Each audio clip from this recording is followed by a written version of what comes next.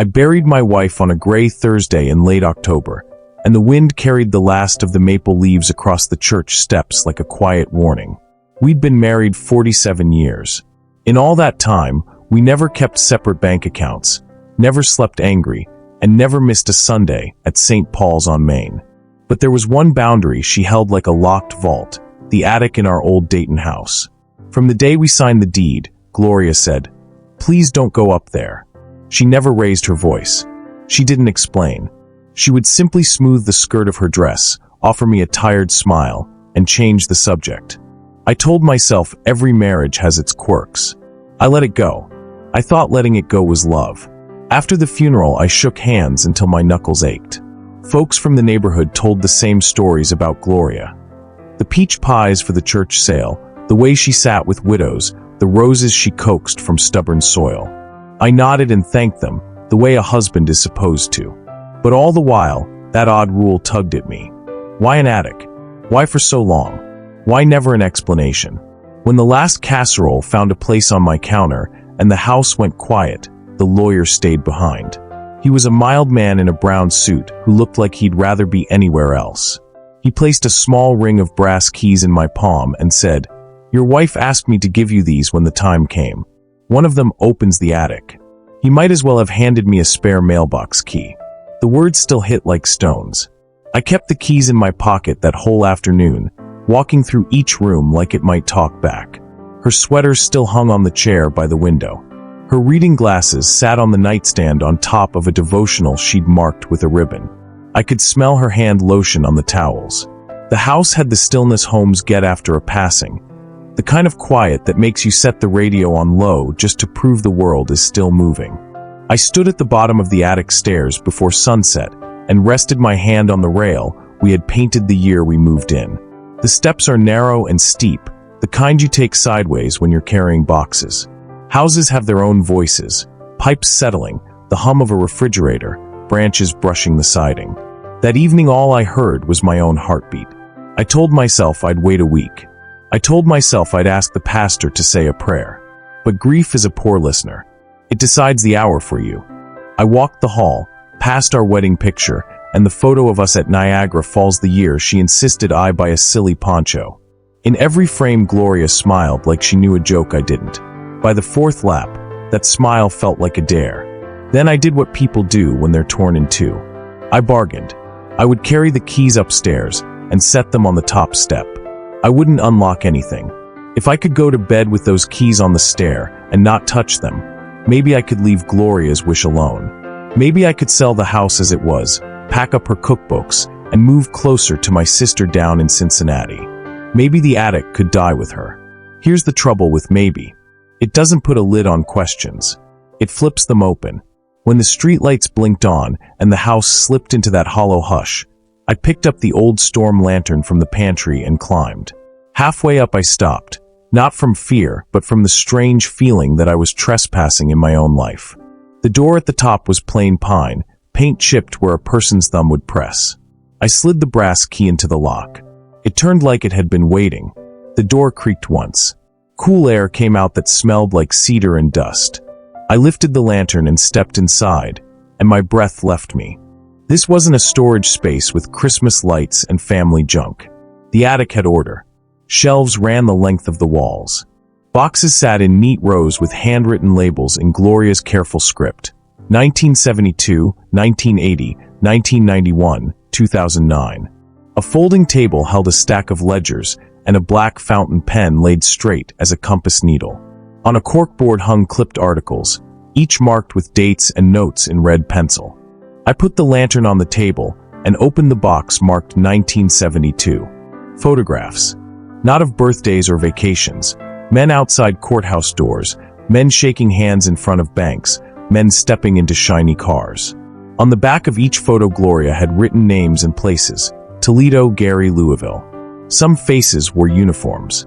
Some wore smiles that didn't reach their eyes. I opened the next box and found more of the same. Envelopes tucked between the photos with clippings about fraud cases and missing persons. Many were circled. A few had follow-up scrawled next to them. I flipped open a ledger. Columns of figures marched across the page in a hand I knew as well as my own. Amounts that made no sense for a church volunteer to record. Deposits. Withdrawals. Notes like settled quietly and paid in full. Had my wife been keeping records for someone, or had she been the one moving the pieces? There was a small chest tucked under the far shelf, the kind of box people keep old letters in. Its brass handle was worn smooth. I knelt, worked a little square key into the lock, and lifted the lid. Inside lay a single envelope addressed in her neat hand. For my husband. I didn't open it. Not yet. Because taped to the bottom of the chest was a photograph I knew too well. Our neighbor, Callahan, smiling on his front porch. Across the margin, in Gloria's writing, were 2 words: unfinished business. Before I take another step, let me ask you something straight. If you lost the person you loved and found a locked room they guarded for decades, would you open it, or would you honor the lock and live with not knowing? Tell me below, because the choice I made that night is the reason you're hearing this story at all. Lantern light wobbled across the table as I slid the envelope into my shirt pocket and took another look around. I didn't want to read her words quite yet. I needed to see the room first, to touch the proof with my own hands and decide whether my heart could carry what my eyes were taking in. The box marked 1972 held men leaving municipal buildings in winter coats, collars up, faces turned from the camera. On the back of a few, in Gloria's careful print, she'd written towns I hadn't visited since I was a boy. Lima, Sandusky, Terre Haute. Clipped to one picture was a short note. Bond hearing moved to Tuesday. Under the photos were index cards. Each card listed a name, a job, and a simple description. Treasurer, contractor, chief of staff. There were dates I recognized from old headlines about missing pension funds and stalled school construction. In the box marked 1980, the photographs looked closer, as if whoever took them had moved from across the street to the sidewalk. There were printouts of wire transfers from banks in Cleveland and Chicago, the kind of paperwork you don't pick up by accident. A man in a navy suit stood beside a sedan with a smile that didn't match his eyes. Gloria had circled his watch and written, "Gift to daughter, no receipt." I turned to the ledgers. Columns of numbers marched from left to right, line after line of deposits and withdrawals. Some entries had short notes. Settled quietly, returned with interest, church fund replaced. The entries read like a second language I suddenly understood just enough to fear. A shallow drawer under the table held a little cassette recorder and a handful of unmarked tapes. I clicked one into place and pressed play.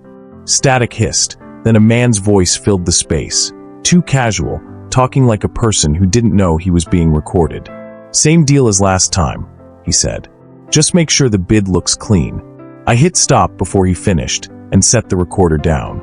Had my wife sat up here at this same table, listening to men confess to a device no bigger than a deck of cards? I checked the corkboard next. Each article was clipped neatly with a date in the corner and a line of red pencil under a sentence. Words like misappropriation and conflict of interest marched across the newsprint. On one clipping, a local official stuffed his hands in his pockets and called a reporter misinformed. Gloria had underlined his quote and written, "Not misinformed, paid." I took the envelope from my pocket and turned it over, but didn't open it. Not yet. My eyes kept drifting to the chest where I'd found the photo of Callahan. I knew his morning routine by heart. He had brought soup the night Gloria came home from her last hospital stay. Now I stared at his picture and tried to recall anything that didn't fit. The box marked 2009 held newer paper. Emails printed out and stapled to letters, bank stamps so crisp they could have been pressed yesterday. There were references to accounts with names that meant nothing to me, and sticky notes pointing to the same 3 initials. I flipped the stack and found a folded sheet. My heart stumbled at the first line. Evidence recovered, final piece missing. On the back, in smaller writing, "If found, deliver to counsel only." Counsel. That had to mean the lawyer who gave me the keys. I took a breath and tried to think like a sensible man. Close the door and call the lawyer? Or read the letter and accept that the next step might change the color of every memory I own. The lantern guttered. Somewhere downstairs the furnace kicked on. I slid the envelope back into my pocket and gathered 3 things on the table. The recorder, a single ledger, and the photo of Callahan. If this became a mess, I wanted to know what kind. On the way to the stairs, I looked back at the rows of boxes. I'd expected dust and a few old quilts. I'd found a room that felt like a courtroom without a judge. I switched off the lantern.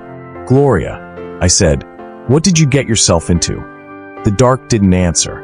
At the kitchen table, I set the envelope in front of me and ran a finger under the flap, then stopped. Once you know, you can't unknow. I poured a mug of coffee and watched the steam curl. My thumb rested on my name in her handwriting. Those small loops and steady lines carried 4 decades of grocery lists and birthday cards and notes on the fridge. Now they carried a key I wasn't sure I was ready to turn. In the stack marked 1991, I found a spiral notebook, the cheap kind from a drugstore. Gloria had copied whole conversations in it, short lines, initials, timestamps. She had underlined one sentence 3 times. No paper trail. Next to it she wrote, "There's always a trail."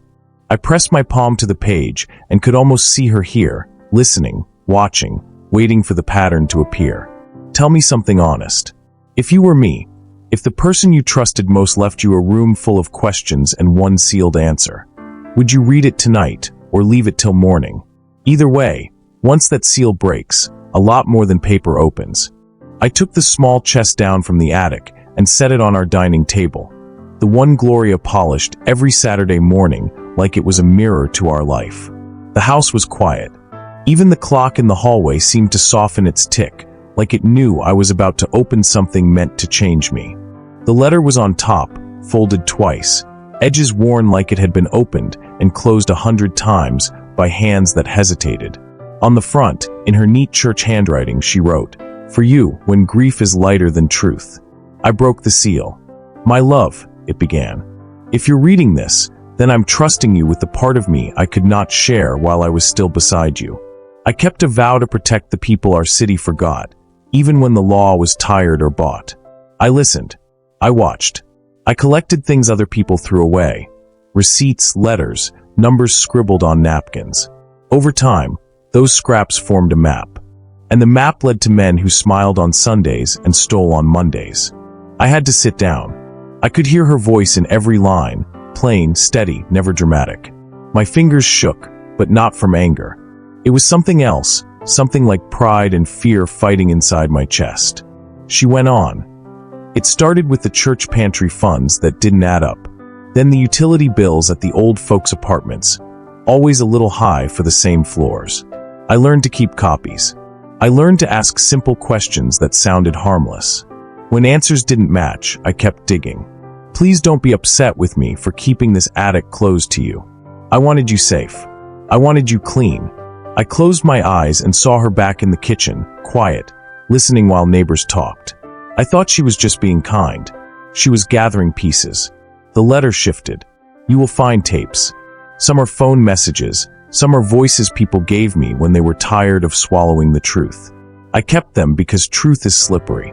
Men in nice suits can wash it away if you don't pin it down. I pinned it down. It made me enemies. I did not tell you because I know your heart. You would have told me to stop. You would have tried to carry it for me. She was right. I would have told her to leave it alone. I would have put my body between her and any trouble, even if it meant closing my eyes to the trouble itself. Reading those lines, I realized she knew me better than I knew myself. Then one sentence took the air out of the room. Knowledge is dangerous if you are not brave. I read it twice. It wasn't a dare. It was a warning, written by a woman who had walked into rooms I never knew existed and come back out without telling me how close the walls were. She named names. Not all of them. She was careful even on paper, but enough to make my skin crawl. She mentioned Callahan. He is not what he pretends to be, she wrote. He likes to be seen helping widows and veterans. Off camera, he moves money like a shell game. I have his voice on one of the tapes. If you hear it, and if I am gone, do not confront him alone. My thumb pressed into that line until it hurt. Callahan had brought casseroles after her surgery. He had fixed our fence with a smile. He had stood next to me at the funeral with his head bowed. Now my mind replayed every friendly nod, every wave in the driveway, and I felt cold all over. The letter told me where to look next in the attic, which box, which envelope under which stack of old hymnals. If anything happens to me that feels wrong, she wrote, assume you are being watched. Change your habits. Do not trust sudden helpers. I read the closing paragraph out loud. I loved you more than any of this.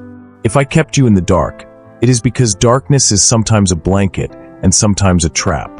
I could not tell which it was, and I would not risk wrapping you in the wrong one. If you choose to continue, do it slow, do it quiet, and remember, the attic is a library, not a weapon. The weapon is patience. I set the paper down and stared at the grain of the table. For a long time I did not move. I listened to the house breathe. I tried to measure the size of the secret she carried while I slept on the other side of the bed. I thought I knew grief. This was a different kind. It wasn't only about missing her. It was about meeting her again in pages that proved she had been larger than the life we shared at eye level. Bigger and braver. And maybe a little lonelier. The last line pulled me forward. If you go on from here, lock the doors, keep a notebook, and trust patterns over people. I folded the letter and put it back in the chest. Then I locked the doors. I found a clean spiral notebook in the junk drawer, wrote today's date on the first page, and copied 3 lines from her letter. Knowledge is dangerous. Do not confront him alone. The weapon is patience. I carried the chest back upstairs, but I didn't turn on the attic light. I stood in the dark and let my eyes adjust. Down the block, a car door thumped. Somewhere a dog barked and stopped. I could smell the old wood warming under the roof, like it held 100 summers and 100 winters and wasn't done yet. All right, Gloria, I said into the quiet. I'll do it slow. I'll do it quiet. But I won't look away. If Callahan heard his own voice on that tape, what would he do next? Shake my hand again, or make me disappear? I went back to the attic before sunrise. I didn't turn on the overhead bulb. I used a small flashlight and kept the beam tight. The chest sat where I left it, quiet like a dog waiting for a command. Gloria's letter had told me which boxes mattered. I followed her notes. 3rd row, 2nd stack, under the hymnals with the blue spines. I slid the box toward me and opened it slowly. Inside were manila folders, each with a date and a short line in her neat hand. Rent logs, pantry slips, anonymous notes, then a thin photo envelope with one line that stopped my breath. Unfinished business, 2009. I stood still, listening to my heart. 9 simple characters and a date. My wife did not waste ink. If she wrote it, it meant something. I opened the envelope and eased out a single glossy print. The photo had been taken from a distance, through a car window or a screen. The angle was a little crooked, like the shooter didn't want to be seen. At first, it looked simple. 2 men by the back door of our church hall. One man was turned away. The other was half in shadow, but the face was clear enough once I tilted the light. It was Callahan. No smile. No neighborly nod. His mouth was tight. His eyes were not friendly. He was holding a small metal case, the kind you could tuck under a coat. The other man, tall, thin, hat low, reached for it with one hand and kept his other hand tucked in his pocket. Behind them, the church's back steps looked the same as now. I could even see the dent in the railing that I fixed last spring. This was home ground. This was our place. I turned the photo over. On the back, Gloria had written a second note. Back door, 8:13 p.m., after choir. I had been at choir in 2009. My voice wasn't good, but the group needed bodies, and the director was patient. I tried to pull up that night in my mind. The dim hall. The coffee pot. The chatter. The way everyone drifted outside in small groups after practice. I remembered a cold breeze and a joke about flat notes. I did not remember Callahan slipping around the back with a metal case. I looked at the envelope again. Unfinished business. Why that phrase? What kept it unfinished? Did Gloria try to get the rest and hit a wall? Did something scare her off? Or did she decide the time wasn't right? A slow, ugly thought pushed up. Was she watching him because he was already close to us? Because he lived one door over? Because he could step across our grass in 5 seconds? The idea felt like a stone in my stomach. Had she been carrying this while we shared block parties and swapped ladders and waved in the morning? I sat on the attic floor and placed the photo on my knees. The house made a soft settling sound. I thought about the last year, about the meals Callahan brought after Gloria's surgery, about how he carried our trash cans back from the curb, about how he leaned on the fence to ask if I needed anything. Polite, helpful, present. In the picture, he looked like a different man. The seeds of doubt spread fast. How many times had he asked about our plans? When I'd be out, whether I was sleeping well. Friendly questions. Simple talk. Under the flashlight, they grew barbs. I pulled the rest of the box toward me. At the bottom was a folded sheet of paper with a hand-drawn map of our block. Gloria had marked X's in tiny pencil where security cameras pointed. Our porch. Mrs. Ellis's garage. The church corner. A dotted line ran from Callahan's driveway to the church's back door with a small note. Line of sight if porch light is off. She had circled the spot next to our hedges where the view was best. I took a breath and rubbed my palms on my pants. My wife hadn't just kept scraps. She had run a quiet watch over our own street. For the first time, I felt the attic watching me back. A sound from outside, just a car rolling over a loose manhole, made me jump hard. I clicked off the flashlight and waited until my eyes adjusted to the gray. I told myself to calm down. I told myself to think like Gloria. Slow, quiet, patient. I turned the light back on and checked the envelope one more time. There was a second, smaller photo stuck behind the first. I pried it loose. This one was blurrier, snapped mid-motion. The same back door. The same two men. The metal case open now. Inside, not money, at least not that I could see, but folders thin and dark. The tall man had a stack. Callahan had one sheet in his fingers. He wasn't handing it over, he was showing it. His mouth was open like he was explaining something important. On the border, Gloria had written, exchange or instruction. I put both photos side by side on the floor. I stared until little white spots danced in my vision. If this was 2009, what unfinished business stretched from then to now? Did it tie to the tapes? To the pantry funds? To the shell games in the letter? Another thought took shape, one I hated the second it formed. Had Gloria suspected something under our own roof? I don't mean betrayal. I mean risk. Exposure. If she photographed him, did he sense it? Did he ever step into our house and look around a beat too long? Was he the kind of man who checks windows, counts locks, watches patterns?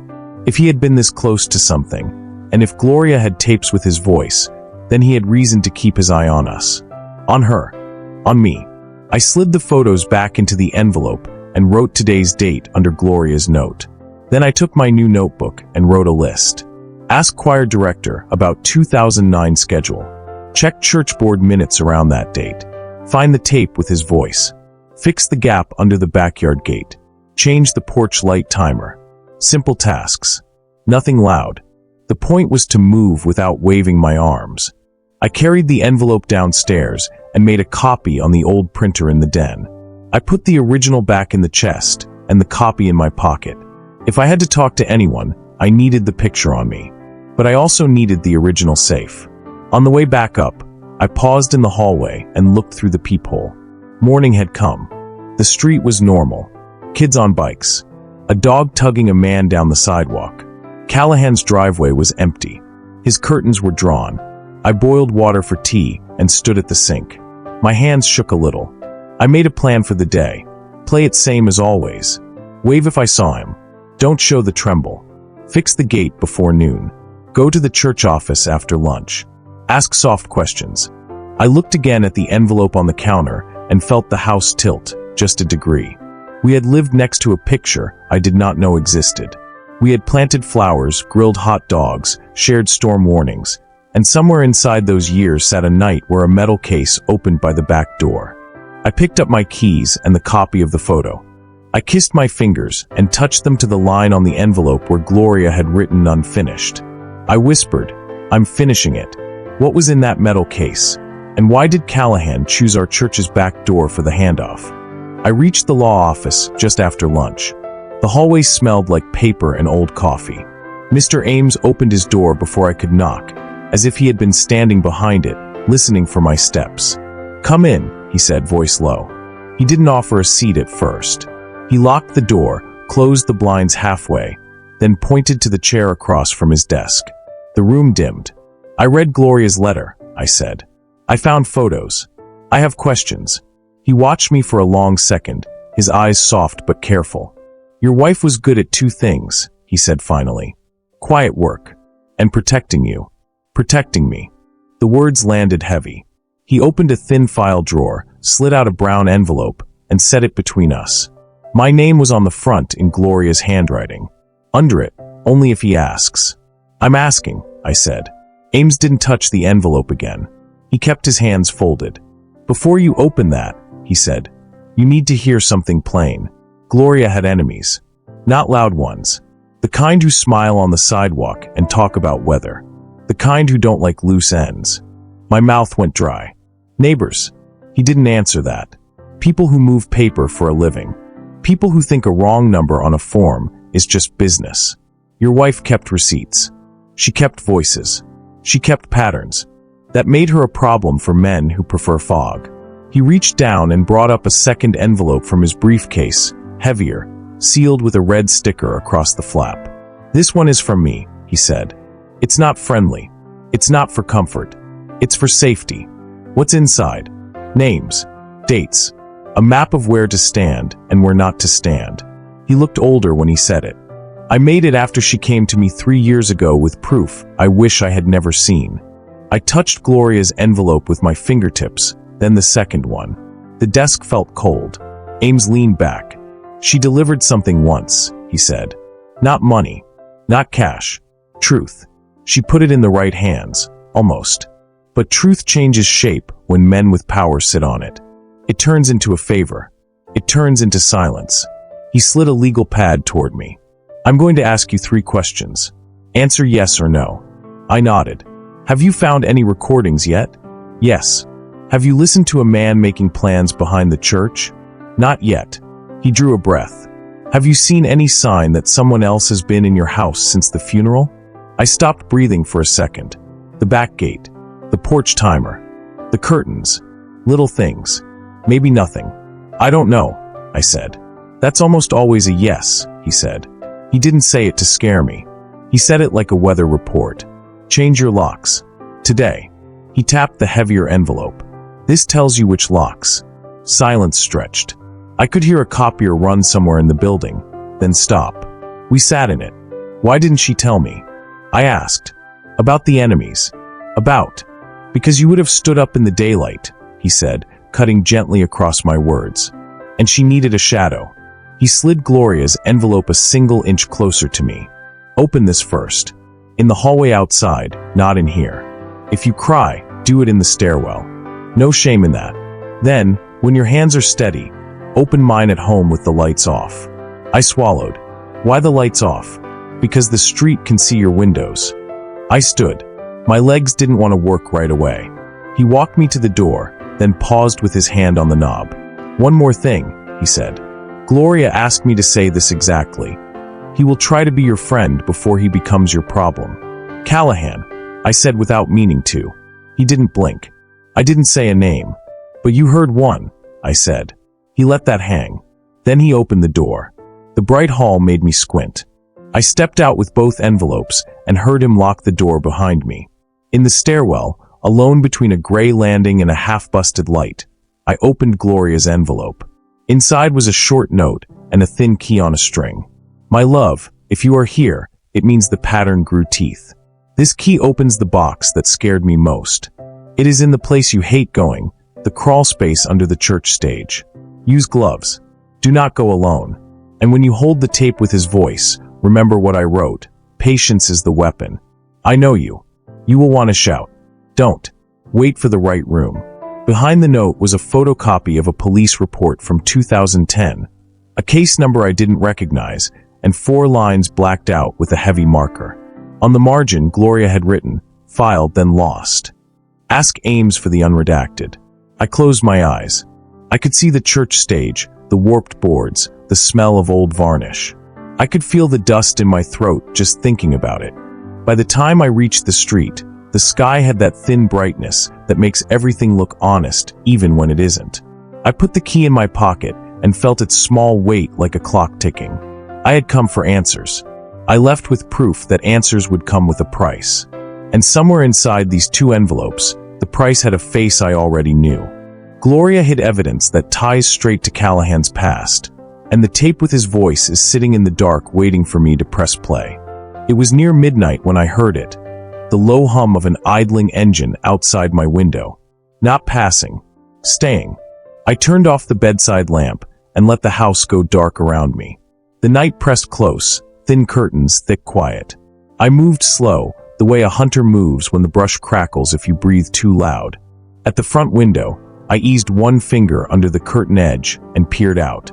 Callahan's sedan sat at the curb, engine running, lights off. Exhaust puffed in small, regular breaths.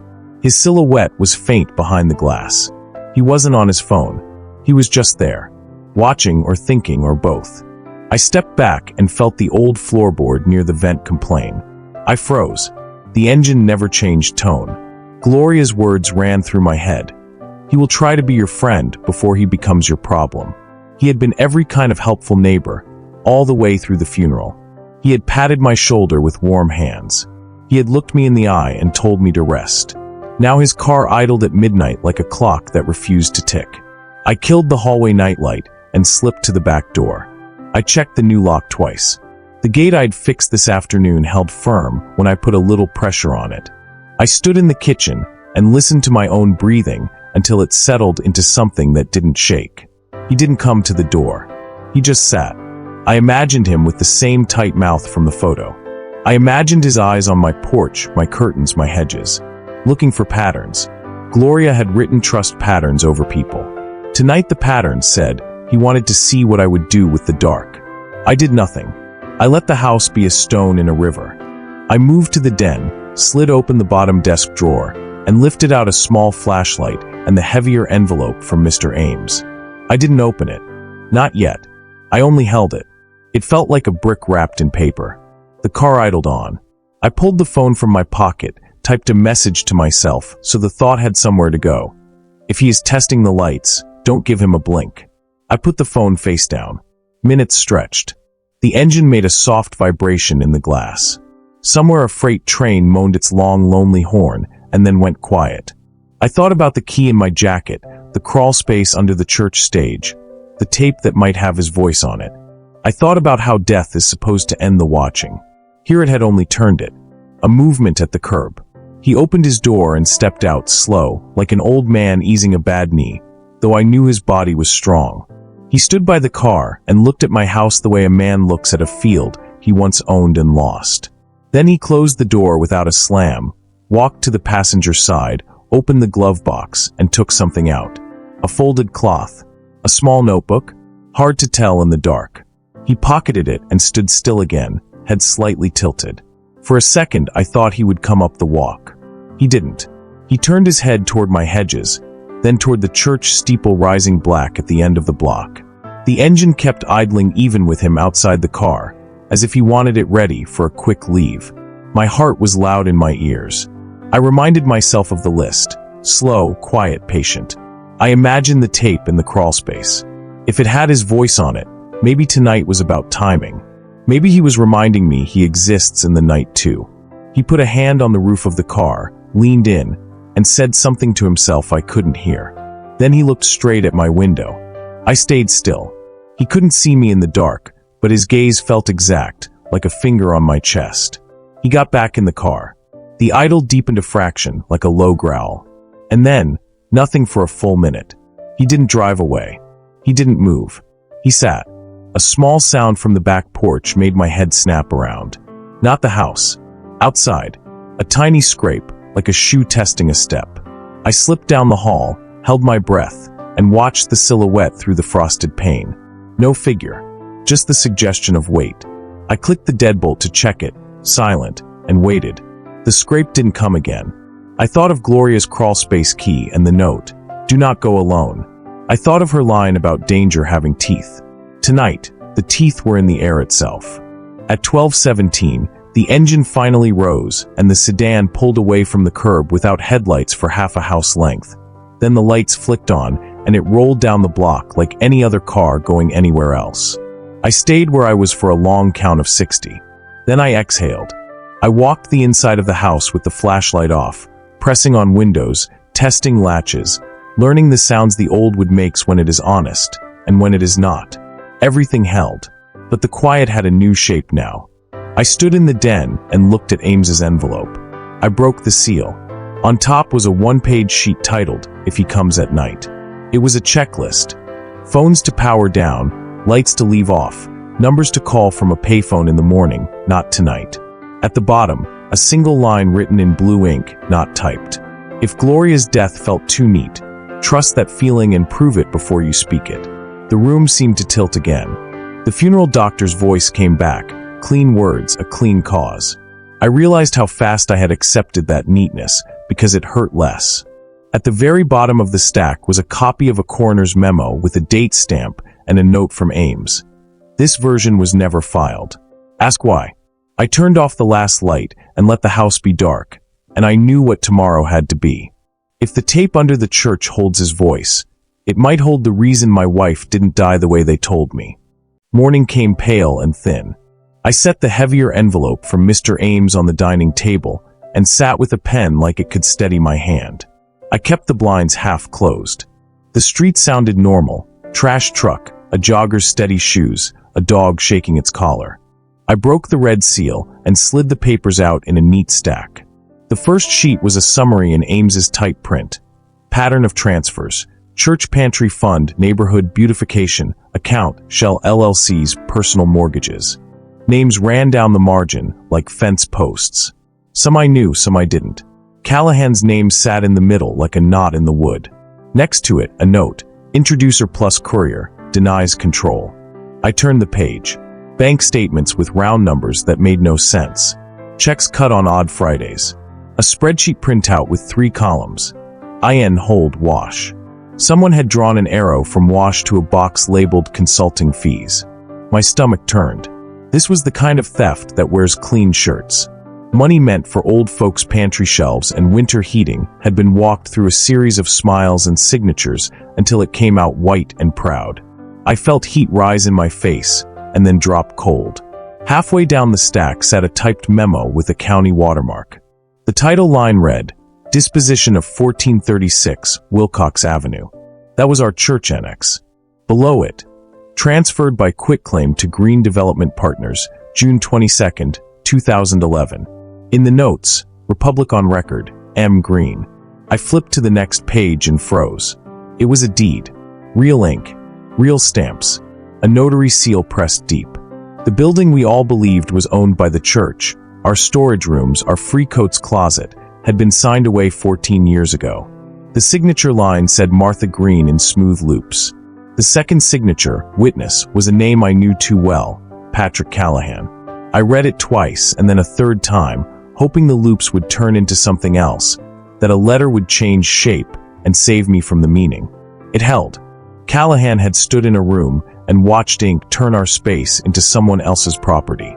And I had set out folding chairs in that same space like it still belonged to us.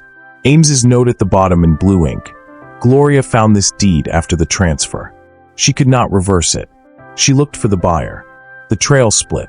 M. Green appears as Martha in 2 filings, as Marion in 1, and as M. L. Green in a grant deed. She believed the true person is Martha. She could not find a photo. Shock hit me like a slow wave. If Gloria had found this, why hadn't she told me the annex was gone? Because she was building a case. Because one wrong conversation would send the whole thing underground. Because names hide better than faces. I kept reading. Copies of emails from a church board inbox. The tone was bland, the kind that makes crimes feel like chores. A line stood out. As discussed, move the pantry line items under facilities so auditors won't balk. Another note. Per PC, deliver documents at choir end. Use back door.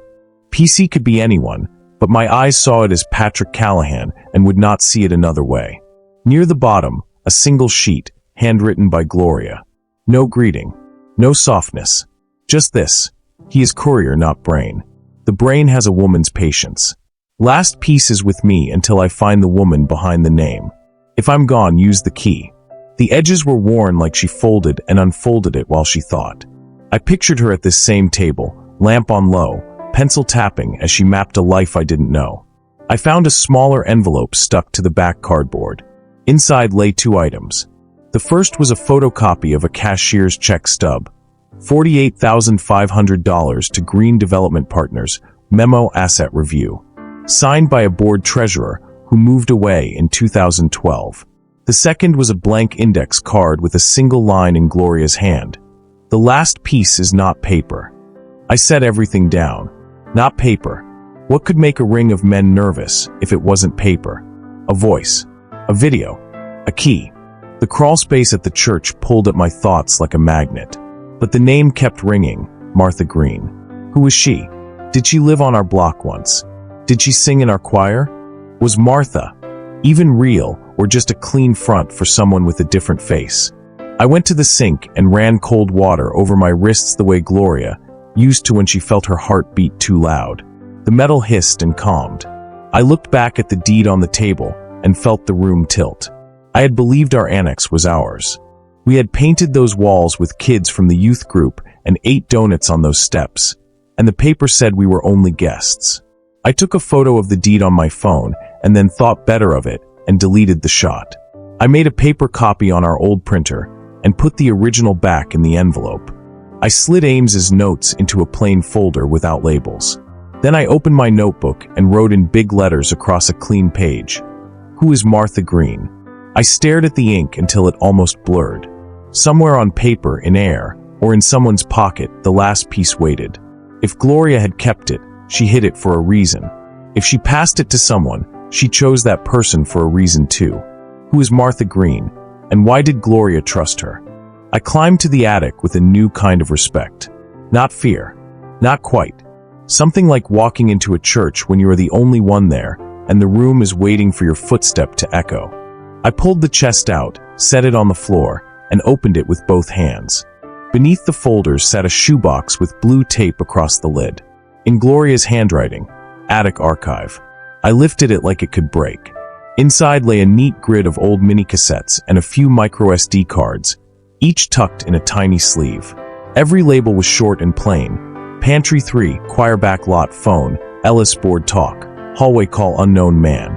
Dates ran from 2008 to last spring. I sat cross-legged on the wood and felt proud in a way that hurt. She had done this alone, steady, careful, while I snored or watched late baseball or drove her to the store thinking the list was the whole point. My hands shook, but not like fear, more like the body's way of saying, "This matters. Don't drop it." I found the recorder wrapped in a cloth. Old but clean. A spare pair of batteries sat beside it with a note. "Always replace both." I smiled in spite of myself and did as told. I started with Pantry 3. Voices of volunteers. The clink of cans. A small argument about short waits in a delivery. A man saying, "We'll make it up next week," and a woman answering, "They don't eat next week. They eat Thursday." My chest tightened with pride for our people and anger for anyone who saw their hunger as a rounding error. Choir back lot was wind across a mic and the squeak of the church door. Then two men. One said, "Put it away before someone sings out." The other laughed in a way that didn't sound like joy. Footsteps. A car door. A trunk thump. A muffled, "You keep the copies?" Then the recorder clicked off like Gloria didn't want to risk the rest. I breathed in, breathed out, changed the tape. Board talk. Hallway sounded like coats brushing. Papers. A whisper. "Move it under facilities. Auditors snoop the pantry lines." Another voice. "Patrick says," and then shoes scraped and the whisper cut like a knife. I held the recorder, so tight my knuckles went pale. Every tape was a puzzle piece with one edge broken, but the picture was forming. Patterns were louder than names. I picked up a sleeve labeled "Only Call, Unknown Man." The date was the same week as the photo of Callahan at the back door. I slid it in and pressed play. Static. A click. Then a man's voice, low and careful. "No, we do it Monday. Weekends make people curious." Another man, higher, asking, "What about the annex deed?" The first voice again. Martha signs. "Eyewitness. We're clean." I stopped the tape so fast the recorder squealed. My heart hammered. I rewound 3 seconds and let it play again. The same line. Martha signs. "Eyewitness. We're clean." The first voice had a rhythm I knew from years of block talk. A cadence on certain words. A way of swallowing the end of a sentence like it was a secret. Callahan. I paused the recorder and set it on the floor like it might burn the wood. Pride and fear rose together, like standing on a high roof with a strong wind. Gloria had captured this. She had sat in this same attic and heard the same voice and kept going. I felt so proud of her I wanted to cry, and so afraid for her I wanted to pull the whole house down around us and hide what she built. I pressed play again and let it run. The higher voice asked, "And the pantry funds?" Callahan's voice said, "Same as always." Wilcox moves it through green. A third sound, maybe a door, maybe a hand on a mic. Then Callahan again, firmer now. "Don't write it. Don't text it. Say it and let it be air." I stopped and looked around the attic, like someone might answer me. The truth was in my hand, not paper. Not paper. Gloria's note had told me the last piece wouldn't be. It was voice. It was breath turned into proof. I cued the next tape. Phone Ellis. Mrs. Ellis telling Gloria the gas bills jumped for her floor only. A man in the background muttering, "Don't get involved," and Ellis saying, "We're already involved. We just didn't know." I loved her right then for saying it plain. I set those aside and found a microSD labeled stage crawl. No date, only a faint pencil mark. I didn't have the right reader upstairs. I put it in my pocket like a hot coal. I powered off the recorder and sat with my back against the attic beam. The house felt different now. Not haunted. Held. As if Gloria's courage was a real thing pressing on the air, keeping me upright. I made a new list in the notebook on my knee. By card reader. Copy tapes to 2 drives. Store 1 offsite. Call Ames about unfiled coroner memo. Crawlspace key. Go with a witness. Check deed chain for green. Then I wrote a single line under the list. If his voice is on tape, he's already afraid of paper. I boxed the tapes back with care, slid the lid on, and placed the archive at the back of the chest under the hymnals with the blue spines. I stood and listened to the quiet. If Callahan's voice lives on this tape, how long until he realizes I have it? And what will he do first when he does? I drove east before sunrise with a thermos of coffee and the crawlspace key in my pocket. The highway opened flat and long. I kept the radio off. I followed the note Ames had tucked at the back of his packet. An address outside Indianapolis, a farmhouse set back from the road, mailbox with peeling paint. The lane was gravel. The tires popped small stones and then quieted. The house sat low and square, white siding, blue door. A wind chime clicked once and went still. I parked under a bare tree and sat with the engine off until the ticking cooled. Then I walked to the porch and knocked. The door opened a little, chain still on. A woman's eyes studied me. Gray hair pulled back. Lines that looked earned, not heavy. She held herself like someone who keeps a promise. "Can I help you?" she asked. "I'm looking for Martha Green," I said. "You found her," she said. The chain slid back. She opened the door and stepped aside. "You must be him." I didn't know what that meant until I stepped into the living room and saw the framed photo on the shelf. Gloria at 25. Laughing. Another woman with the same smile, cheek pressed to hers. The second woman was Martha. My throat closed. "You're," I started. "Her sister," she said. "Yes. My wife told me you died," I said. The words felt wrong the second I said them. I corrected myself. "Her obituary said you died." Martha nodded once. That was the simplest way to stay alive. I sat because my legs asked me to. She made tea and set a cup in front of me with hands that did not shake. She sat in the chair across from me and watched my face the way a nurse watches a monitor. "Start where it hurts least," she said. "I thought Gloria had no family left," I said. "I thought she was alone except for me." "She was never alone," Martha said. "She had me. She had more than me. She had a circle." "What circle?" She took a breath. "Women who see what men hide in paperwork and friendly handshakes. Women in offices and kitchens and church basements. We learned to share what we heard. We made copies. We hid them where men don't look. We kept each other breathing." I looked again at the photo. The two of them were sunlight. "Why did the world think you died?" "I taught school in a district where a board member ran money like a trick," she said. I spoke up. My car started to get followed. My apartment door was open twice when I came home. Then my brakes failed on a light hill. Not an accident. The cop said bad pads. I put my head down for one more week, Then Gloria and I made a plan. She faked your obituary. We faked it together, she said. A small paper. A quiet notice. We buried me on a page no one reads. I moved here under my middle name. She kept my name alive in the right places when we needed it, and dead in others when we didn't. I thought of the deed. Martha Green. You signed something in 2011, I said. A deed for our annex. Her eyes did not change. I signed to bring a spider out, she said. Gloria and I wanted to see who moved when the web shook. We had a buyer ready to return the annex after the test. The buyer pulled out at the last hour. Someone leaned on them. We lost the building and got 3 names. One was the man next door to you. Callahan. She nodded once. We thought he was only a courier. He was more than that. He kept people calm while others did the math. Why didn't Gloria tell me? I asked. Because you are a good man, Martha said. Good men step into daylight. Good men make speeches. Good men die when they don't know where shadows come from. She needed you alive more than she needed you informed. I looked at my hands. I was angry and I was grateful at the same time. It felt like standing in heavy rain with the sun on my face. Did she leave the last piece with you? I asked. Martha shook her head. No. She kept it where only a stubborn man who loves her would go. The crawl space, I said. She smiled, small and sad. You have the key. I touched my pocket. The metal pressed against my thigh like a thought. She also kept tapes. I found her archive. I heard his voice. Martha's eyes softened. I am proud of her every day, she said. She made choices that cost her sleep. She kept you safe, and she kept the truth warm until someone could carry it. If that someone is you, you walk slow, and you don't confuse anger with courage. We sat in quiet.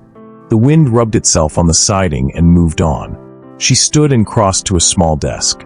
She opened a drawer and brought back a folded paper. She handed it to me. Your church's first pantry ledger, she said. Photocopy from 2008. Notes in the margin by a treasurer named Wilcox.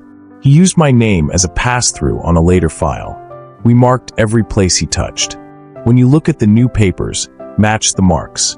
You'll see how they learned to hide the same lie. I unfolded it and saw Gloria's small arrows, Martha's block letters, and initials I had already started to hate.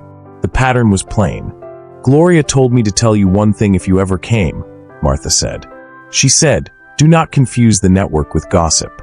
We traded proofs, not stories. We taught each other to be precise. That is why we're still alive. I stood. I needed to move before the news inside me cracked something. I held out my hand. Martha took it with both of hers. Do I have your permission to keep going? I asked. You had it when she married you, she said. You have it twice now. I walked back to the door and stopped. Was she right to keep this from me? Martha looked at me with eyes that looked like my wife's. You know the answer, she said. You just don't like it. Back on the gravel lane, I sat in the car and typed a note to my future self and to anyone listening. Was Gloria right to keep a secret mission hidden from her husband if it saved his life but broke his heart? Tell me what you think. I started the engine and headed home, the key heavy in my pocket and a new shape of love in my chest. Was Gloria right to keep such a secret mission hidden from her husband? I knew something was wrong from the sidewalk. The front curtain hung a little crooked, like a hand had let go in a hurry. The porch light timer I had set clicked on at the wrong minute. A small thing, but small things are the first to tell the truth. I unlocked the door slow, pushed it open with my foot, and waited. The house smelled like air that had been stirred. I stood and listened. No water running. No footsteps. Just the kind of quiet that follows a search. I moved room by room the way a man learns from a checklist. Den drawers open and closed, but not the way I leave them. A picture frame 2 inches left of where dust says it lives. The kitchen's junk drawer stood an inch open, ruler sitting on top instead of under the tape. They had been careful to put things back. They were not perfect. The attic ladder had a thin shine on one rung where a glove had rubbed it. Fresh. I climbed slow, hand on wood, mind on breath. At the top I waited and let my eyes take in the dark. Then I clicked the small flashlight once and cut the beam low. The chest was open, not tossed. Open. The blue-taped attic archive box sat at an angle, lid off, sleeves stacked but not in Gloria's way. She always put the date corners to the right. Now they leaned left. The call, unknown man's sleeve was there. The pantry 3 tape was there. I flipped through each sleeve with calm hands until I found the gap. Stage crawl. The micro SD with the faint pencil mark was gone. My body went warm then cold. Someone had known which one mattered, or had copied my mind well enough to guess. The photo envelope with unfinished business, 2009, lay on its side. The second shot, the one with the metal case open, was missing. The first shot remained. They wanted me to see that. A small zip bag with 2 fresh AA batteries sat by itself, opened and empty. A little message: we know your tools. We know your habits. I crouched and breathed through my nose until my hands stopped shaking. I checked the floorboards around the chest. A fine trail of dust was disturbed in a neat line toward the far beam and back. A footprint would have helped. They were smarter than that. I put the tapes back into the box in Gloria's order. I wrote down every out-of-place detail in my notebook because writing makes panic choose a lane. Then I looked for anything else missing. The deed copy was still in the plain folder downstairs where I had left it. Ames's heavier envelope stack was under a pile of church bulletins. As far as they knew, or as far as they wanted me to think, they had taken 2 things only: 1 photo and 1 chip. I went back up to the attic and sat on the floor with my back to the beam. The house felt different now. Not held. Open. A door that shouldn't be. I thought of Callahan at midnight, the engine idling. I thought of the small scrape on the back step. I thought of the memo in Ames's packet. If he comes at night. I called Mr. Ames from the dark. He picked up on the second ring. They were here, I said. How much? Not a wreck, I said. Deliberate. The micro card from the crawlspace label is gone. The second backdoor photo is gone. They left everything else in near order. That means 2 things, he said. They knew what mattered. And they want you to know they knew.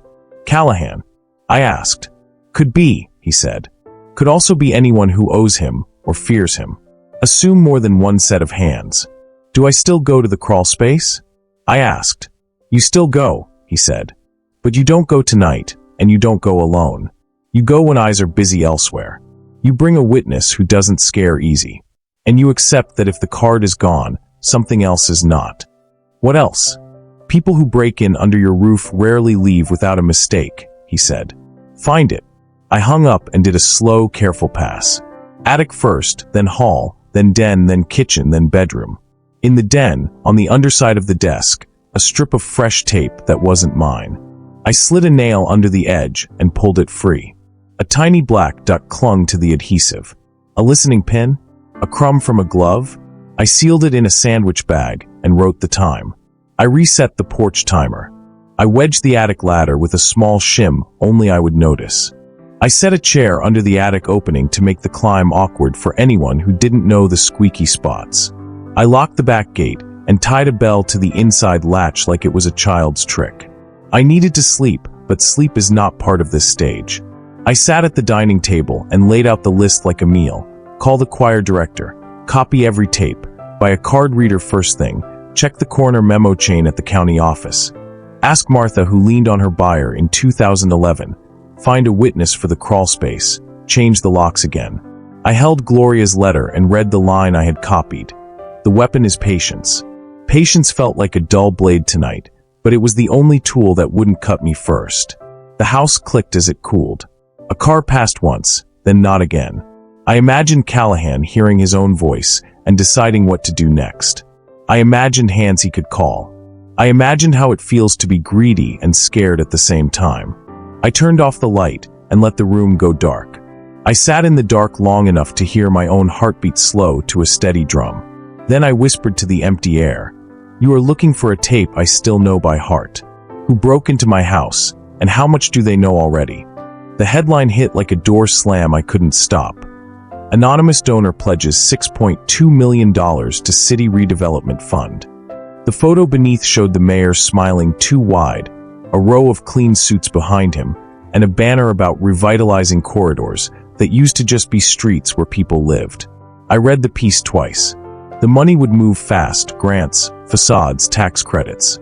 A committee with 3 names I recognized from church fundraisers, and one I recognized from the annex deed's notary page. No donor listed.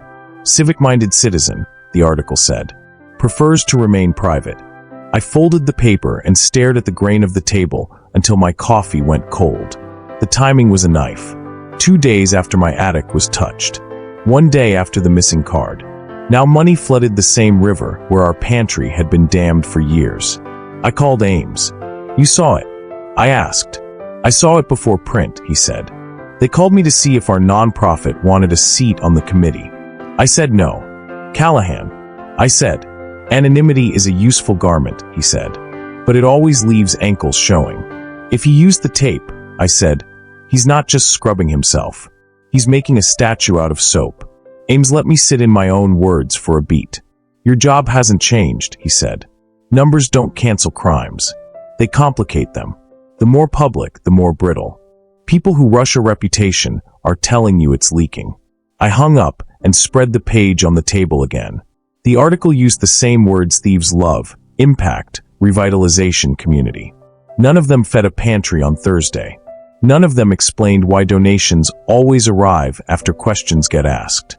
I walked the house to burn off the helplessness. The attic looked the same and did not feel the same. The chest was shut. The blue tape on the box was straight again because I had made it straight. I opened the lid anyway, counted the tapes, closed it, and sat on the floor with my hands on my knees until the feeling passed. In the den, I laid out everything I still had.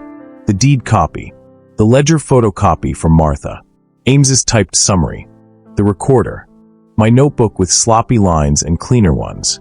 I made a new page and wrote across the top, if proof is gone, build proof again. Then I started a list of what proof looks like when men try to turn guilt into philanthropy. Chain of custody for pantry funds, Wilcox Beautification LLCs. The annex deed timeline with every witness name. Choir schedule from 2009 and who lingered after. Mrs. Ellis's gas bills by floor and month. The coroner memo that was never filed. The anonymous gifts routing.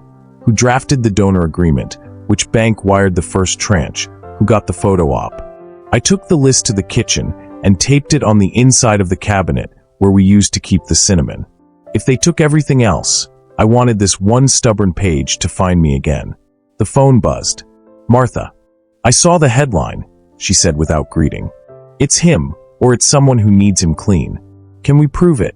Not today, she said. But men who spend that kind of money quickly create receipts they can't hide. Find the committee clerk.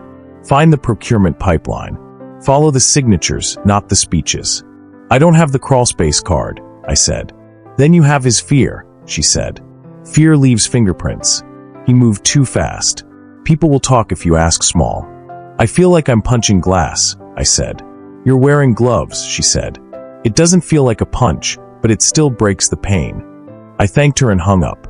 I didn't feel better. I felt steadier. Helplessness is a kind of lie too. It tells you the work you have is nothing. But the page on my cabinet said otherwise. The day was long enough for small moves. I went to the church.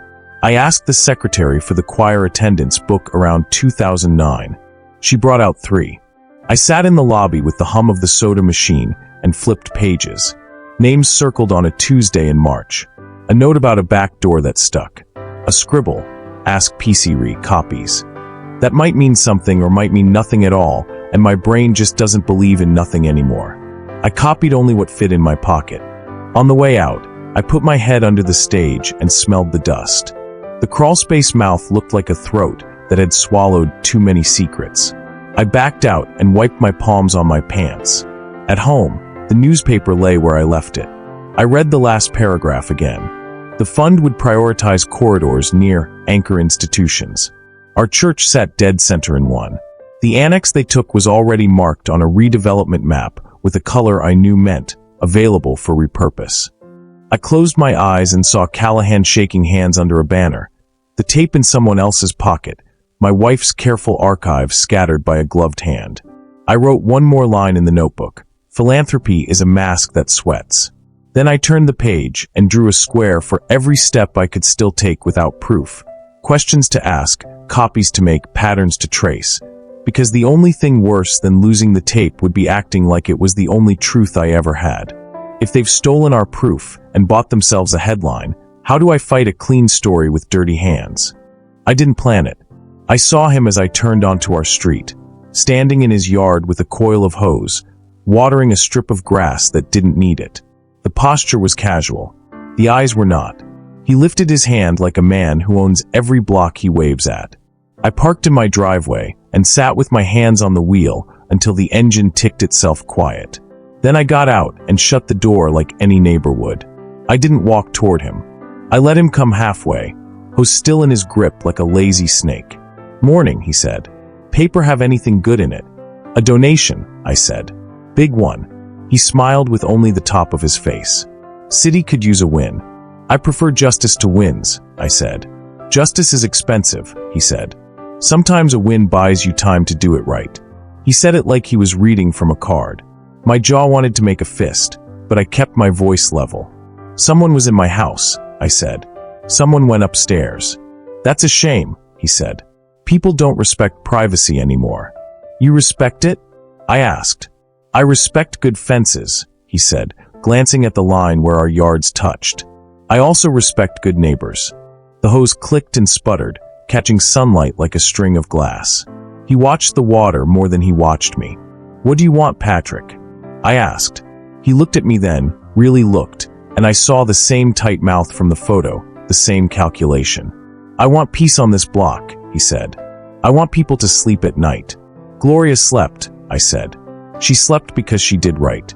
His face softened like he'd found a tone he kept for funerals. "She was a good woman. She kept records," I said. "A lot of people keep things they don't need," he said. "Papers, tapes, old worries. Some people keep receipts," I said, "and some people keep proof." He let the hose fall slack and took one step closer. Not threatening, just closer. "You're grieving," he said. "Grief makes men see patterns in clouds." "Clouds don't break into attics," I said. He gave a small breath of a laugh. "You're saying someone broke in? Did you call the police?" "I called someone better," I said. His eyes flicked, the smallest tell, like a light catching the side of a fish. He shook his head like I'd made a joke he didn't enjoy. "This is a nice street," he said. "It gets ugly when people start acting like they're in a movie." "You were at my curb at midnight," I said. "Engines make noise." He didn't blink. "Sometimes a man can't sleep. Sometimes he drives. Sometimes he parks," I said. "Sometimes he prays," he said, too quickly, like the word might save him if he threw it fast enough. We stood there with the hose hissing on the grass, and the morning trying to be ordinary around us. He tilted his head toward my porch like he was looking past me into the house. I didn't turn to follow his gaze, because I've learned where eyes lead and I choose my own. "I'm sorry for your loss," he said, and now the tone was right, the practice perfect. "I'm also sorry if you're finding it hard to let go of old artifacts." "Artifacts tell the truth when mouths won't," I said. He smiled again, smaller. "Truth is a long game. You should pick your field better." He began to turn back to his yard, then stopped like he remembered one last kindness. "If you ever need anything, tools, a set of eyes on the porch when you're away, you know where I live." "I know exactly where you live," I said. He walked back to his hose and set it on the ground. He turned off the spigot and the line went limp, a long vein going still. He wiped his hands on his jeans and went inside without another word. I stood for a long time and let my heartbeat settle. Then I looked up. A camera blinked red in the corner of his porch roof. Another tiny black dot under his eave I hadn't noticed before. He wasn't watering grass. He was watering my fear. Inside, I closed the door and sat on the first step of the stairs. The house felt watched. Not by her. By lenses and angles and men who like to know when you stand, when you sit, when your lights go on, when your habits become a map. I called Ames. "He knows where my eyes go," I said. "He wants a show." "Then don't give him one," Ames said. "Move in corners. Talk in kitchens with the fan on. Use paper when he expects phones and phones when he expects paper. And don't confront again without a witness." I had to look him in the face. I said. "You did," he said. "Now he knows you're not sleeping." A pause. "Neither is he." I hung up and pulled the shades, leaving them crooked on purpose. I moved a chair under the attic and a second under the back door. I wrote the day's plan in my notebook and tore the page out to put in my pocket. If he was watching, I wanted him to see less, not more. I poured water into the kettle and listened to the burner click. Anger moved through me like a storm front, hot, and then cooling into something I could use. The fear stayed, but it had a shape now. I could work around shapes. I could work through them.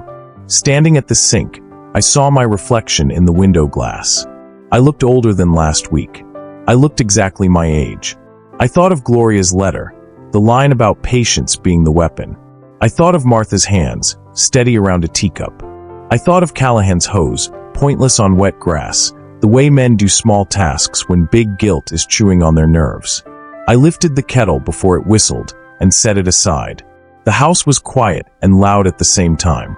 I picked up my keys and the crawlspace key and the small bag with the black dot stuck to tape. I opened the front door and felt the weight of the air outside like a hand on my chest. I stepped out anyway. Will I gamble Gloria's life's work by pushing into the light now, or bury myself in shadow to keep it safe and risk losing the only chance at justice? I went to the church in the afternoon when the halls are quiet and the light comes through the high windows in long strips. I told the secretary I wanted to straighten the old music closet. She handed me the spare key without a question. I've stacked chairs there for years. The closet smelled like paper and dust. Rows of hymn books leaned in crooked lines. I pulled the door shut behind me and let the silence sit. Gloria's notes had mentioned hymnals with blue spines in the attic, so I started with blue here, habit guiding my hands. I took them down one by one and checked the inside covers for anything that didn't belong. Halfway through the second shelf, a book didn't fall open the way old bindings do. It held tight like a mouth with something in it. I pressed my thumb against the back cover. It lifted stiff. A narrow pocket was glued to the inside board, cut from an envelope, neat edges, Gloria's neat work. Inside the pocket was a folded letter sealed with a strip of clear tape and one line of ink across the top. To the one who follows. I stood still and stared at that line until the closet felt smaller. I broke the tape and unfolded the paper. It was written in Gloria's simple hand, the same hand that wrote grocery lists and names for prayer. Only this one was for after. If you found this, you already know the attic is a library and the weapon is patience. You also know I kept a piece I could not hand to any man who liked to stand in sunlight. I don't say that to insult men. I say it because I have watched sunlight make good men easy to aim at. I am asking you to do what I could not finish. I am asking you to listen harder than you talk, to copy more than you carry, and to understand that the first right move is not to swing. It is to stand where the ground won't swallow you. She had underlined stand. My legs felt thin and strong at the same time. The ones who took our pantry money also took our time. They will try to buy a name for themselves with gifts that are not gifts. When you see that, do not shout. Take notes. Follow the clerk, not the headline. Women at desks are braver than men in sashes. They will help you if you ask small and say thank you. You will want to tell the world what you know. You cannot tell the world yet. You can tell one woman at a time. If you are not sure which woman, ask Martha. If you cannot ask Martha, follow her marks in the ledgers. She leaves breadcrumbs even when she thinks she doesn't. A line broke my breath. If I did not die neat, forgive me for not saying it while I was still warm. I left the question in a drawer that says it was asked and never filed. Ask again. The second asking matters more than the first. I thought of the corner memo in Ames's stack, stamped and then sidelined. I kept reading. The tape under the stage is not the only copy. The copy is not in your house. You will think to look where I hid birthdays and love notes. Don't. It is in a place that belongs to everyone and no one, a library that does not lend. Ask for the microfilm machine with the broken rewind. The clerk will roll her eyes because men never ask for it. You will stand there and pretend you don't know how to work it. She will show you. She is part of my circle, even if she doesn't know my name. My hands trembled just enough to make the paper talk. When you hear his voice, you will feel two things at once. Pride that you did not imagine the shape of evil, and fear that speaking it aloud will take you with it. Hold both in your hands. That is what being alive feels like when the truth is close. If you are my husband, kiss your fingers and touch this line for me. If you are someone else, Know that he is the kind of man who returns grocery carts to the right place even when the rain starts. He will want to end this with honor. Help him aim his honor where it matters. Tell him to keep breathing. I kissed my fingers and touched the line. The closet felt like a chapel. One more thing. The next step is not a choice. It is a posture. You were already in it when you opened this book. You follow because the ground is pulling you, not because anyone pushed. That is what we mean by calling, even if we never use the word. Walk slow. Choose small doors. And don't let any man tell you that a pantry is a small thing. A pantry is a promise. Break a promise and people stop believing in food, then in money, then in God. We are not going to let them take that last one from our block. She signed it with her name and a short line under it like the end of a song. I put the letter back in its pocket, then thought better of it and slid it inside my shirt. I closed the hymnal and put it where it had been. I stood in the dark closet for a full minute and listened to the building breathe. I walked out past the secretary with the spare key and thanked her. I went to the public library 2 streets over and asked, like a fool, for a microfilm machine with a broken rewind. The clerk rolled her eyes and led me to the back like she had been doing it all her life. Destiny is a small door you already walked through before you noticed the doorframe. I did not sleep that night. I lay on the couch with the letter on my chest and the house around me holding its breath.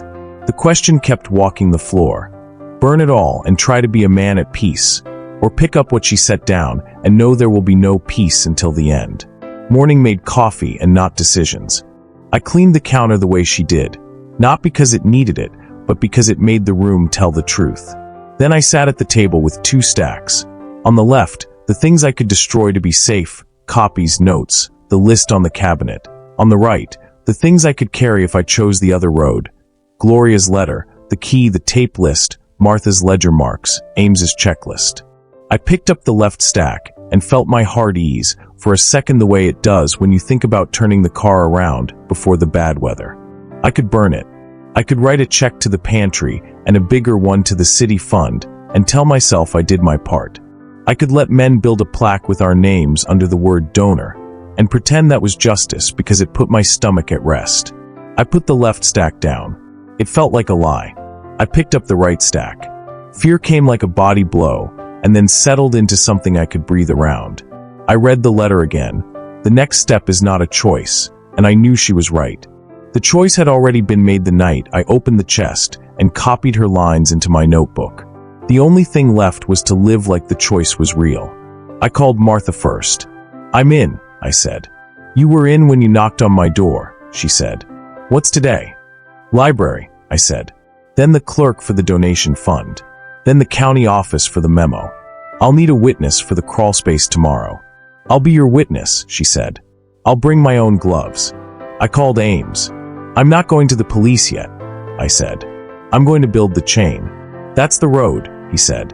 "You'll want to run. Walk. They don't know how to track a man who won't sprint." I wrote a plan on a clean page, times, rooms, names. I tucked the letter under the page like a spine. I set the kettle and stood at the sink while it heated, watching the street through the crooked shade. Callahan's curtains were open. He moved past the window once, a gray shape, then gone. He was watching, or he was pretending not to. Either way, it meant the same thing. He had time to think about me, which means I was under his skin. I poured tea into a travel mug and left the house with the soft steps of a man who has already been told to move in corners. At the library, the clerk showed me the machine. I threaded the reel the way she taught me and saw not film, but a small adapter taped under the tray. Micro SD slid in clean. The screen flickered and filled with sound waves instead of pictures. I put on the headphones and heard breath, a door, then a voice I knew. "Martha signs. Eyewitness. We're clean." I pressed stop and swallowed hard. I didn't copy it there. I wrote the file number from the machine's menu on my palm and thanked the clerk. "You just saved me," I said without meaning to. She shrugged like people say that all the time and wheeled the cart away. At the city building, the fund's assistant sat behind a glass window with a plant and a lamp. I asked small, "Could I see the public version of the committee charter?" She slid it without asking my name. "By any chance," I said, "who created the donor agreement? I'm just trying to learn."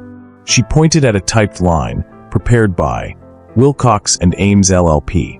I stared. Wilcox was the old treasurer's surname, Ames's name beside his.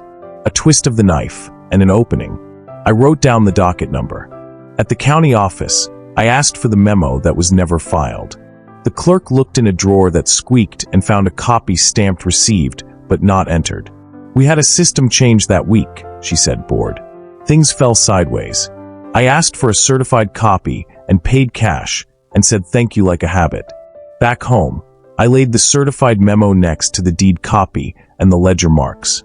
Lines began to meet. Not enough to walk into a court. Enough to keep building. Enough to live another day inside the work. I stood at the window and watched the late light draw a line across our lawn. I thought about peace. Peace didn't mean a blank mind. Peace meant a clear road. The road was not safe, but it was straight. I took the left stack, the burn pile, and carried it to the grill. I lit a match and watched paper turn dark, then light, then ash. I kept only one thing from that stack. A photo of Gloria at the pantry table, pen in hand, smiling at a woman who had just found the exact size she needed. I put the photo in my wallet, behind my license, where I keep things I have to present when men in uniforms ask me to prove who I am. I went back inside, locked the door, and set 2 chairs under the attic opening again. Then I wrote my choice on the first page of a new notebook. I will finish what she began, and I will not leave our block hungry for the truth. I closed the cover and sat in the quiet until the quiet felt like company. Tomorrow would be louder. Tonight could hold me while I memorized the shape of this promise. Can justice live in a town where men this powerful buy headlines and bend hours?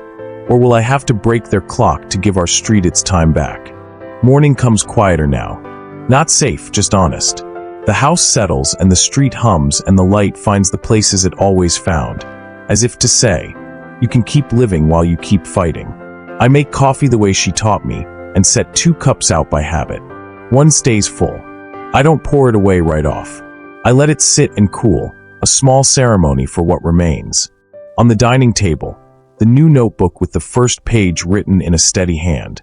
In the drawer, Gloria's letter, folded along the same creases it came with, the paper going soft at the edges from being read like prayer. In the den, the copies, the certified memos, the ledger marks traced over with a thicker pen so weary eyes won't miss them. In the attic, the chest closed, not as a secret but as a shelf. I think about love and how it learned to share a room with secrecy without breaking the furniture. We were happy in simple ways. Socks warm from the dryer, a good peach, a church pew that didn't squeak under us. Under that, she built a second thing. A map that told the truth when people got paid to forget it. She didn't keep it from me because I was weak. She kept it because she knew what parts of me the world could use against us. That knowledge is love too, the kind that doesn't ask for applause. I used to think truth arrived like a bell. Loud, clear, once rung, heard forever. It turns out truth is more like light in an old house. It finds the cracks and travels down hallways at angles, and you learn to stand where it shows you the dust, then sweep. The cost is not the broom. The cost is that once you see the dust in the slant of morning, you can't unsee it. Peace, the kind that pretends not to notice, goes away. Another piece moves in, thinner at first, then strong enough to hold your sleep. I went back to the church and stood at the lip of the stage. I did not crawl under it. I didn't have to. The copy in the library machine was enough to start the gears where they needed to start. I wrote the file number again in the back of the hymn book, where only a woman who knows where to look would find it. I left a note for the secretary with nothing dangerous on it and everything necessary between the lines. Your careful hands matter more than you think. She smiled the way people do when the work they do every day is seen at last. With Martha, I boxed a set of documents and drove them to a place that looks like nothing. A room above a laundromat where a clerk with a stack of bus schedules keeps a small safe between lost umbrellas. Another set went to Ames with an instruction he didn't argue. If anything happens to me, the envelope opens in a kitchen, not a courtroom, and it is read by a woman first. I walked the block at dusk and nodded at faces I know. Mrs. Ellis waved from her porch with a gas bill that finally made sense. The pantry line curved around the annex they took from us. Someone had brought a folding tent, and under it a child counted cans like a game. A man I don't trust much carried 2 sacks to the trunk of a woman's car without looking for a camera. Small mercies still count. Callahan still lives 1 door over. He waters his grass when it doesn't need it. He's replaced the camera under his eave with a smaller one. He nods when we pass with a face that says he can keep this up longer than I can. He is wrong about that. Men like him have stamina for appearances. We have patience for the real thing. They tire of hiding. We do not tire of breathing. There's a cost ledger I don't write down, but I feel in my bones. We lost the easy version of marriage where the day folds into itself, and the biggest question at night is what to watch. We lost the idea that our neighbors were simply neighbors. We lost the soft edges of grief. They hardened into duty. But look what came with it. A circle of women whose names I now know, a map with fewer shadows, a pantry that feels like a promise again, a way to look in the mirror and not blink first. People ask what I plan to do when the city cuts a ribbon on a block they call revitalized, when the newspaper runs a second photo with the same smiles. I plan to show up with the file numbers and the clerk's initials and the chain of hands that moved stolen coins into clean jars. I plan to let paper meet voice in a room where microphones are on and no one gets to lose a memo this time. Maybe it will crack. Maybe it will only shake. But cracks spread. Shakes teach walls they are not as steady as they thought. I keep the attic because the attic kept us. I don't worship it. I don't live up there with the light off like a ghost. I dust it. I label things better. I leave a clean notebook on top with the first page blank and a pen in reach. Someone will need it. Maybe not me, maybe not soon, but truth loves a clear surface.